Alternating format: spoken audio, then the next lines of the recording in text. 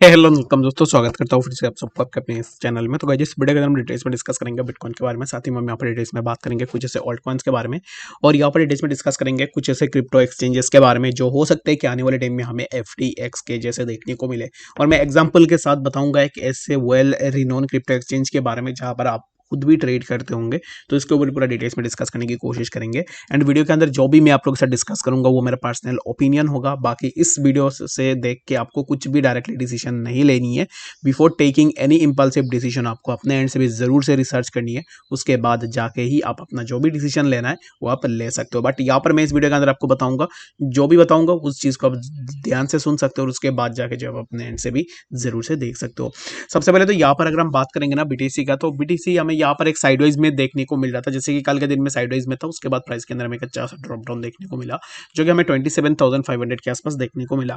But एक चीज अगर आप देखोगे तो प्राइस अब इस टाइम पे जब भी यहाँ पर बहुत ज्यादा रेजिस्टेंस हमें इसी जोन पे देखने को मिल रहा है, प्राइस बहुत ज्यादा नीचे आ रहा है। बट यहाँ पर हम लोग अब इस टाइम पे क्या कर रहे हैं ना कि इसी जोन से नीचे नहीं आ रहे, जो कि है 27,500 के आसपास। ठीक है, इन शॉर्ट हम 27,000 का जो जोन है इस जोन के बीच में ही ट्रेड कर रहे हैं, 27,000 से लेकर 28,000 के आसपास। ठीक है, तो यहाँ पर 27,000 टू 28,000 के आसपास जो ट्रेडिंग हम यहाँ पर कर रहे हैं इन बिटवीन दिस जोन, यहाँ से हमें क्या पता चल रहा है कि प्राइस के जो यहाँ पर मूवमेंट है ना वो यहाँ पर एक लिमिटेड जोन्स के बीच में हो चुका है, जहाँ पर जो भी अब इस टाइम पे मार्केट को मैनिपुलेट कर रहा है वो ज्यादा मैनिपुलेट नहीं कर पा रहा है। रीजन बिंग यहाँ पर अब इस टाइम पे buyers and sellers both are interested to keep the price over 28 to 27,000 zone. ठीक है, तो अब इस टाइम पे नेक्स्ट हम क्या मूवमेंट देखने को मिल सकता है हमें। तो अब इस टाइम पे अगर यहाँ पर सोचो, यहाँ पर ये एक सिंपल सी बात है, अगर प्राइस बिलो दिस जोन अगर प्राइस ब्रेक डाउन कर रहा है 27,400 का ब्रेक डाउन कर रहा है, दैट मीन्स कि हम यहाँ से बहुत ज्यादा नीचे आएंगे, जो कि हम फिर से हो सकता है कि हम 28,000 या फिर 21,000 के आसपास आ जाए। तो यहाँ पर ये थोड़ा यहाँ पर आपको ऐसा भी लग रहा होगा कि एक्जैक्टली अब इस टाइम पे BTC चल रहा है 28 पे और बंदा बात कर रहा है 21,000 का। हाँ, ये मैं आप लोगों के साथ सही बात कर रहा हूँ। अगर प्राइस 27,000 ये जो जोन है इस जोन से ब्रेक डाउन ले रहा है, दैट मीन्स कि हमें यहाँ पर एक साइडवाइज में प्राइस के अंदर ड्रॉप डाउन देखने को मिलेगा। ये एक्सपेक्ट मत करो कि प्राइस जो है एक ही कैंडल में ही आपको नीचे देखने को मिलेगा, साइडवाइज में प्राइस मूव करेगा, उसके बाद जो है साइडवाइज से हमें प्राइस के अंदर एक अच्छा खासा ड्रॉप डाउन देखने को मिल सकता है। होप्सो की बात समझ में आ गई होगी कि एक्जैक्टली BTC में हमें क्या मूवमेंट देखने को मिल सकता है। तो क्रिप्टो एक्सचेंजेस की अगर आप बात करोगे तो इस बेयर मार्केट के अंदर हमने देखा है कि बहुत सारे ऐसे एक्सचेंजेस थे जो बंद हुए हैं।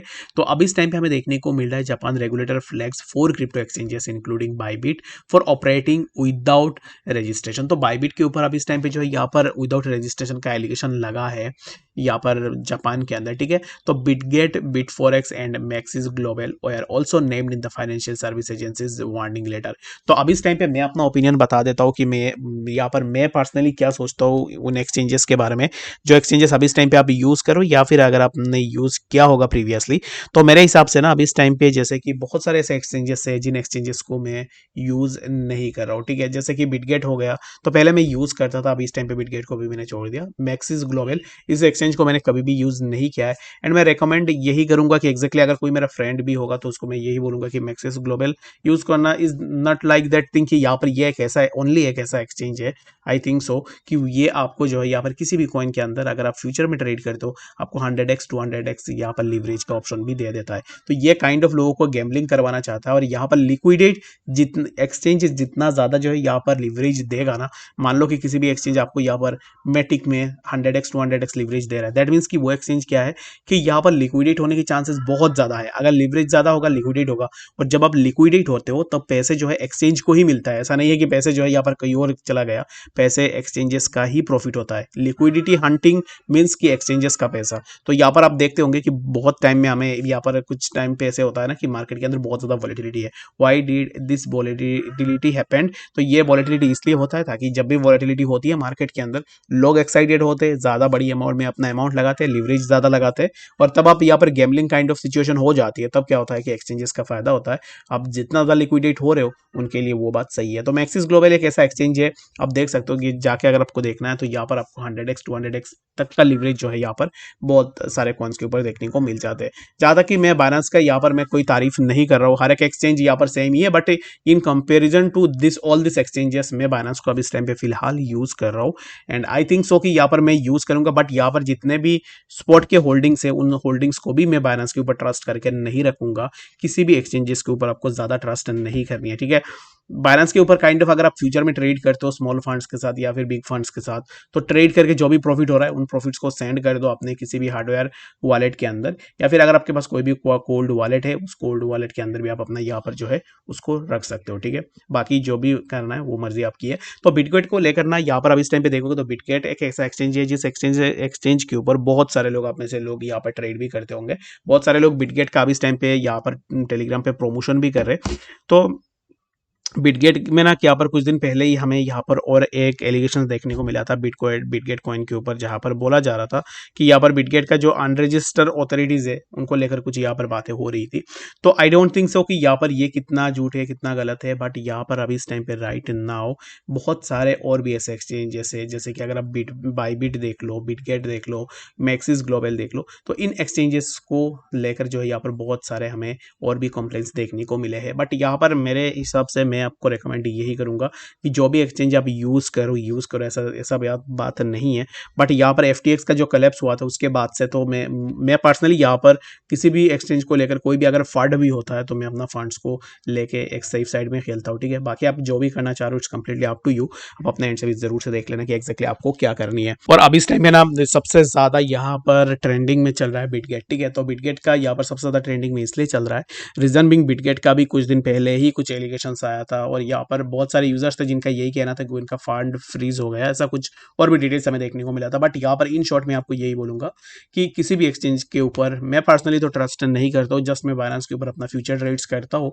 एंड बाकी अगर आप और भी एक्सचेंजेस को देखोगे एंड अगर आप शॉर्ट टर्म या पर लॉन्ग टर्म के लिए कोई भी क्रिप्टो होल्ड कर रहे हो, तो I would prefer and suggest each and every one कि कोई भी हार्डवेयर वॉलेट परचेज कर लो। एंड हार्डवेयर वॉलेट के अंदर जो भी अपना एसेट्स है, जो भी अपना हार्ड एंड मनी से आपने जो भी एसेट्स लेकर रखा हुआ है, उन एसेट्स को आप अपना हार्डवेयर वॉलेट के अंदर ट्रांसफर कर दो, ताकि किसी का भी हिम्मत ना हो कि आपका जो भी अमाउंट हो उस अमाउंट को भी यहाँ पर हैक कर ले, या फिर एक्सचेंज जो है यहाँ पर अगर भाग भी जाता है इन दैट केस, तो फिर आपका कोई भी लॉस नहीं होगा।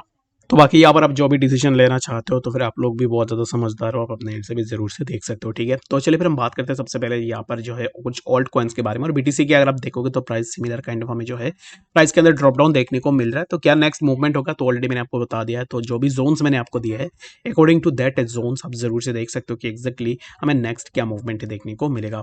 तो चलिए फिर हम बात करते हैं सबसे पहले कुछ ऑल्ट कॉइन्स के बारे में जो कि आप लोगों ने मुझे लास्ट वीडियो के अंदर यहाँ पर डिटेल्स में डिस्कस करने के लिए बताया था। तो उन ऑल्ट्स के ऊपर मैं यहाँ पर सबसे पहले डिटेल्स में डिस्कस कर लेता हूँ। सबसे पहला जो हमारा ऑल्ट कॉइन होगा उसका नाम है ARB, ठीक है। तो यहाँ पर ARB जो कॉइन है ना, इस कॉइन में तो यहाँ पर जैसे कि बिटगेट की बात कर रहा था, बाईबिट की बात कर रहा था, ऐसे एक्सचेंजेस की मैं ऊपर बात कर रहा था। तो यहाँ पर देखोगे तो ऑलरेडी यहाँ पर कुछ ऐसे एक्सचेंजेस थे। बाइनेंस में अगर आप देखोगे तो ARB का लिस्टिंग जो है ना, बाइनेंस में ARB का लिस्टिंग हुआ तो $1.2 के आसपास या फिर $1.5 के आसपास, ठीक है, बाइनेंस स्पॉट के अंदर। अगर आप यहाँ पर बिटगेट में जाके देखोगे तो बिटगेट के अंदर आपको यहाँ पर प्राइस के अंदर बहुत ज्यादा डिफरेंस देखने को मिलेगा। एंड बिटगेट में प्राइस समवेयर अराउंड हमें जो है यहाँ पर बिटगेट के एक्सचेंज के अंदर या फिर बाईबिट या फिर बिटगेट, ये जो दोनों एक्सचेंजेस के ऊपर अगर आप जाके देखोगे तो $10 के आसपास आपको जो है लिस्टिंग देखने को मिल जाता है। तो यहाँ से भी आप डिफरेंशिएट कर सकते हो कि एक्जैक्टली कितना ज़्यादा जो है यहाँ पर हाई पे बना के और लोगों को लिक्विडेट किया है। अगर बाइनेंस उसी सेम पार्टिकुलर प्रोजेक्ट को $1 $1.5 के आसपास आई थिंक सो बाइनेंस ने यहाँ पर जो है लिस्ट किया है, but if I am not wrong, अगर मैं यहाँ पर गलत बोल रहा हूँ तो आप मुझे कॉमेंट सेक्शन के अंदर जरूर से बता देना।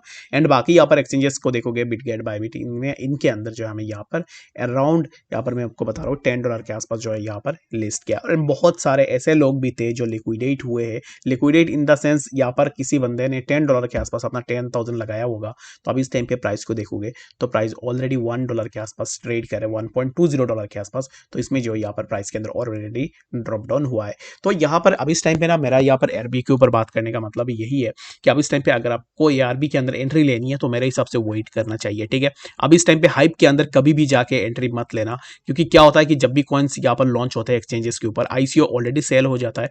जितने भी प्राइवेट यहाँ पर जो है बायर्स है, प्राइवेट इन्वेस्टर्स है, वो क्या करते हैं, जब भी कॉइन लॉन्च होता है उन्होंने ऑलरेडी बहुत दिन अपना पैसे जो है यहाँ पर फंसा के रखा हुआ है इस पर्टिकुलर प्रोजेक्ट के ऊपर, और जब भी लिस्ट होता है तब वो अपना सेल करना स्टार्ट कर देते हैं। और जब वो डंपिंग करना स्टार्ट करते हैं तब इवेंचुअली प्राइस के अंदर हमें ड्रॉप डाउन देखने को मिलता है। तो इसके कारण मैं आप सबसे रिक्वेस्ट एंड रिकमेंड यही करूंगा कि अब इस टाइम पे इस कॉइन को परचेज करने का बिल्कुल भी मत सोचो। प्राइस और भी नीचे आने दो, उसका हाइप थोड़ा कम होने दो, और जब हाइप कम होता है तब प्राइस के अंदर भी बहुत ज़्यादा ड्रॉप डाउन हमें देखने को मिलेगा और आपको बहुत कम प्राइस में इसके अंदर एंट्री भी मिल जाएगा। तो इसके लिए रिकमेंड यही करूंगा कि वेट करो, और एआरबी के ऊपर टेक्निकली मैं कुछ भी बात नहीं करूंगा, रीजन बिंग इसके अंदर कुछ है नहीं ऐसे जो कि मैं आप लोगों के साथ यहाँ पर डिस्कस करूँ। जस्ट मैं आपको यही रिकमेंड करूंगा, आप अगर स्किप भी कर सकते हो इस पर्टिकुलर प्रोजेक्ट को तो जरूर से आप स्किप भी कर सकते हो। ठीक है, होप सो कि आपको यहाँ पर सब बातें समझ में आ गई होगी कि एक्जैक्टली नेक्स्ट जो हमें मार्केट के अंदर क्या मूवमेंट देखने को मिल सकता है। तो बात करते हैं यहाँ पर एलआईस के बारे में। तो एलआईस के अगर प्राइस को देखो तो एलआईस के प्राइस के अंदर भी सिमिलर काइंड ऑफ जैसे हमें बाकी ऑल्ट्स के प्राइस के अंदर देखने को मिल रहा है, तो सिमिलर काइंड ऑफ मूवमेंट हमें एलआईस के अंदर भी देखने को मिल रहा है। अगर आप एलआईस में एंट्री लेने का सोच रहे हो तो एलआईस के अंदर यहाँ पर हमें इस टाइम पे एक ट्रेंड लाइन रेजिस्टेंस भी देखने को मिल रहा है। इसी ट्रेंड लाइन रेजिस्टेंस को अगर आप देखोगे तो ऑलरेडी जब पहली बार भी एलआईसीसी जोन के आसपास अप्रोच किया था तब हमें यहाँ से एलआईस के प्राइस के लिए एक रेजिस्टेंस देखने को मिला। After taking resistance from that zone यहाँ से हमें प्राइस के अंदर ड्रॉप डाउन देखने को मिला। उसके बाद फिर से प्राइस ऊपर गया और यहाँ पर ऊपर जाने के बाद फिर से प्राइस के लिए हमें यहाँ पर रेजिस्टेंस देखने को मिला। After taking resistance from that zone फिर से हमें प्राइस के अंदर ड्रॉप डाउन देखने को मिला। फिर से प्राइस अभी इस टाइम पे ऊपर निकालने की कोशिश कर रहा है। तो एलआईस के लिए ना सबसे इंपॉर्टेंट अभी इस टाइम पे ये है कि एलआईसीसी जोन का ब्रेकआउट करे, इसी ट्रेंड लाइन का ब्रेकआउट करे। अगर यहाँ से ब्रेकआउट हमें देखने को मिलता है तो आफ्टर दैट ब्रेकआउट हमें यहाँ पर एक रिटेस्ट में भी देखने को मिलेगा। इसी रिटेस्ट पे आप अपना एंट्री लेके भी एक अच्छा सा प्रॉफिट यहाँ से जनरेट कर सकते हो। आई होप सो कि आपको यहाँ पर बातें पूरा डिटेल्स में समझ में आ गई होगी। बाकी कोई कंफ्यूजन है कमेंट सेक्शन के अंदर में मुझे जरूर से बता सकते हो। मिलते हैं नेक्स्ट अपडेट्स के साथ, तब तक के लिए गुड बाय।